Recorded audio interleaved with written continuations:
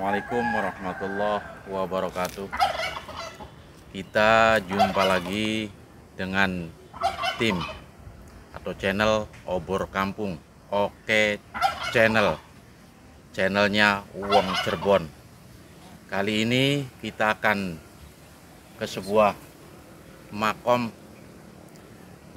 Ki Buyut Jaha Kiai Mas Hanafi Talun, Kabupaten Cirebon. Mari kita menuju ke atas untuk ke sebuah makom. Mangga.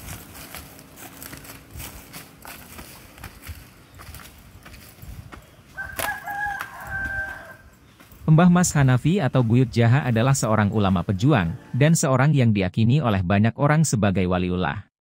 Beliau seorang syarif atau Habib bermarga Yahya. Buyut Jaha adalah menantu dari Kiai Ardisela Buntet, yang menikah dengan putrinya yang bernama Nyai Hafiyun binti Kiai Ardisela Buntet.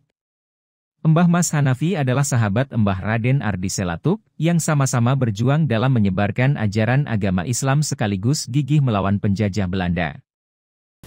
Alhamdulillah, tangga pertama sekitar 201. Tangga naik menuju ke makom Ki Mas Hanafi Ki Buyut Jaha, dan satu tangga lagi karena ini ada yang nggak terpotong, sebenarnya ini nggak dikasih tanjakan, masih lurus. Ayo kita menuju sebentar lagi.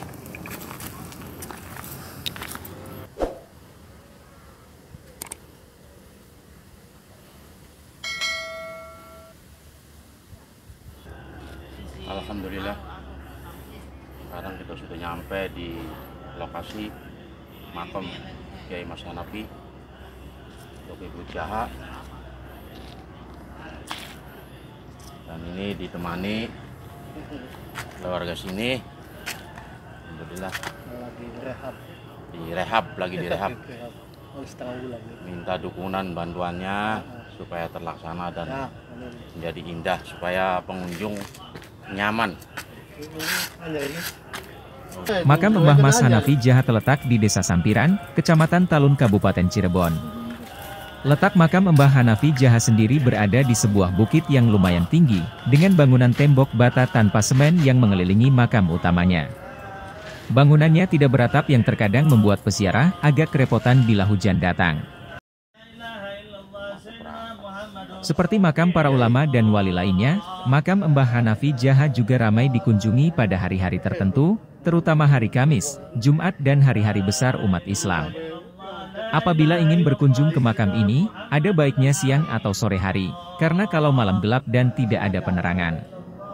Hal ini dikarenakan beberapa kali dipasang listrik selalu saja mati dan tidak pernah menyala lagi, sehingga tak ada penerangan bila malam tiba.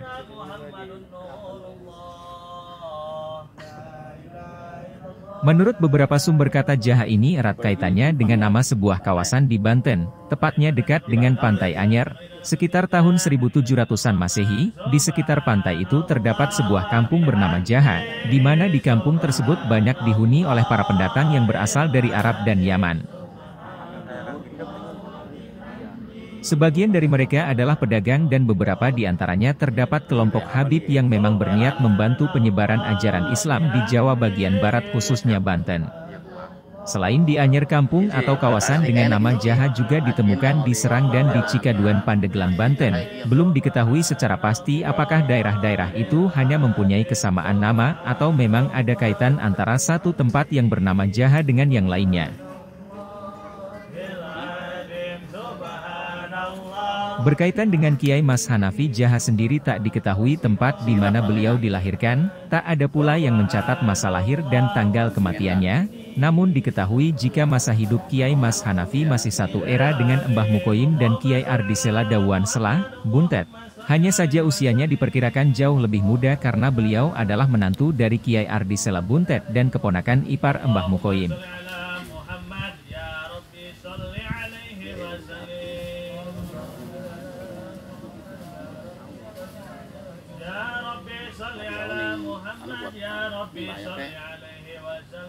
Sementara dengan Mbah Ardi Selatuk usia Kiai Mas Hanafi diperkirakan tidak terlalu jauh berbeda karena keduanya sama-sama sebagai murid dari Kiai Ardi Sela Buntet dan juga Mbah Mukoyim. Diketahui juga jika anak perempuan dari Kiai Mas Hanafi yang bernama Nyai Latifah dan anak perempuan dari Mbah Ardi Selatuk yang bernama Nyi Mas Aris ini di kemudian hari menjadi besan.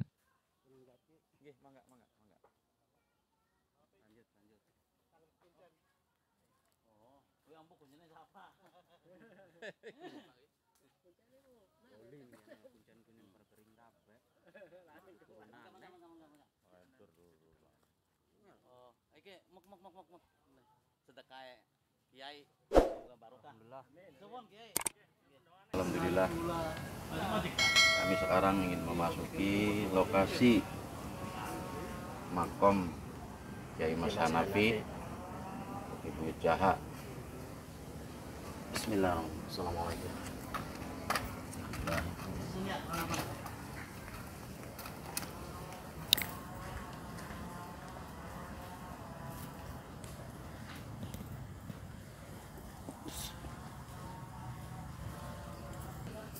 Kiai Mas Hanafi adalah anak dari Kiai Hashim bin Abdullah bin Hashim bin Musayyah bin Ahmad bin Yahya, seorang ulama keturunan Rasulullah Shallallahu Alaihi Wasallam. Habaib, bermarga Yahya ayah dan kakeknya dimakamkan di Ketingkring Wonosobo, sementara makam buyutnya yang bernama Kiai Hashim bin Musayyah dimakamkan di Kutai Kartanegara, Kalimantan. Makam keluarga yang saling berjauhan ini dikarenakan mereka semua suka berpindah tempat ketika berjuang dan berdakwah. Seperti leluhurnya yang lain, Kiai Mas Hanafi menghabiskan banyak waktunya untuk berjuang dan berdakwah juga, dari satu daerah ke daerah lainnya. Selain kawasan Cirebon Selatan, kawasan Cirebon Timur juga menjadi tempat berdakwah baginya. Disinilah beliau banyak menghabiskan waktu untuk berjuang dan berdakwah bersama Kiai Ardi Sela mertuanya, Mbah Mukoyim paman iparnya, dan Mbah Ardi Selatuk sahabatnya.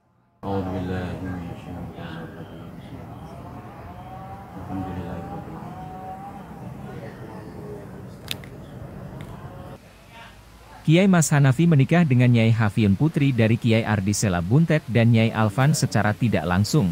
Kiai Mas Hanafi ini termasuk keponakan Mbah Mukoyim, yaitu keponakan ipar karena Nyai Alfan adalah adik dari Mbah Mukoyim, pendiri pesantren Buntet, Kiai Yahya, dan Kiai Ismail, pendiri pesantren Pesawahan, Cirebon. Mbah Mukoyim, Kiai Yahya, Kiai Ismail, dan Nyai Alfan adalah anak-anak dari Kiai Abdul Hadi.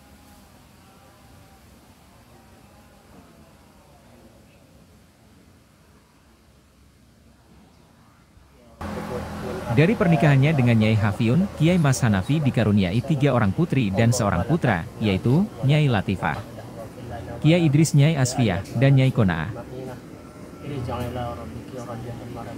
Nyai Latifah menikah dengan Kiai Takrifuddin atau biasa juga disebut dengan nama Kiai Abdul Latif, pendiri pesantren Pemijen Asem Lemah Abang Sindang Laut. Kiai Idris menikah dengan 3 wanita dan dikarunia beberapa anak dan putra. Beliaulah yang akhirnya melanjutkan jejak Kiai Mas Hanafi dalam berjuang dan berdakwah. Di antara putra Mbah Idris adalah Mbah Zaid. Punya putra Mbah Ismail, Mangir Sliek Indramayu. Makam Kiai Idris sendiri berada di Mekah. Konon hal ini terjadi lantaran beliau meninggal saat melaksanakan ibadah haji. Sementara itu Nyai Asfiah menikah dengan Kiai Mustafa, dan Nyai Konaah menikah dengan Kiai Nur Hasan. Dari keempat putra-putrinya ini, keturunan Kiai Mas Hanafi banyak menurunkan para ulama yang banyak tersebar di pesantren-pesantren terutama di Cirebon.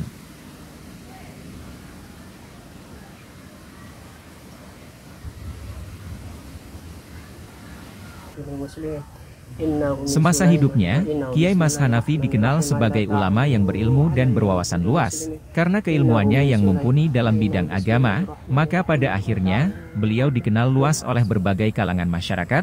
Karena hal ini pula yang membuat pihak Keraton Kanoman yang mengetahuinya hendak menjadikannya sebagai seorang mufti atau ulama keraton.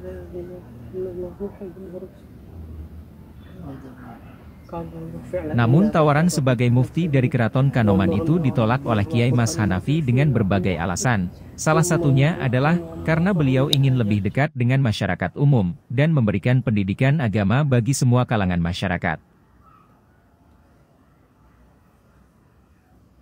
Jabatan memang tidak membuat Kiai Mas Hanafi terlena dan menjadikannya tergoda. Justru sebaliknya, beliau malah menolak jabatan tersebut dan memilih sebagai ulama yang hidup di tengah-tengah masyarakat umum. Padahal menjadi mufti atau ulama keraton adalah sebuah jabatan dan pemberian kepercayaan yang tidak sembarang orang bisa mendapatkannya. Jabatan tersebut sangat berarti bagi sebagian orang, lebih-lebih di era di mana keraton masih begitu sangat berpengaruh pada kehidupan masyarakat.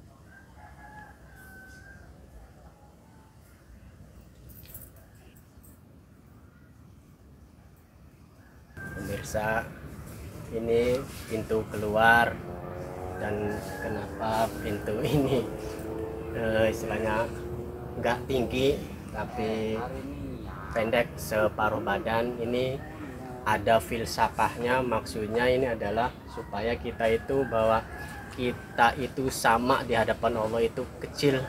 Kita tuh harus tawadu pada yang sesepuh, pada yang orang yang lebih tua dari kita ataupun sebawahan kita harus tawadu, kita harus merunduk, karena inilah dilambangkan sebagai pintu ini.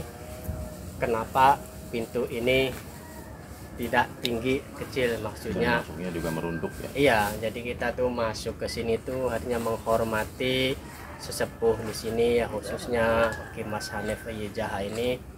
Nah, kita masuk dengan merunduk, kita tawadu pada beliau, dan keluar pun juga kita begitu sama. Ya mungkin itu saja arti dari pintu, Filosofi dari pintu ini.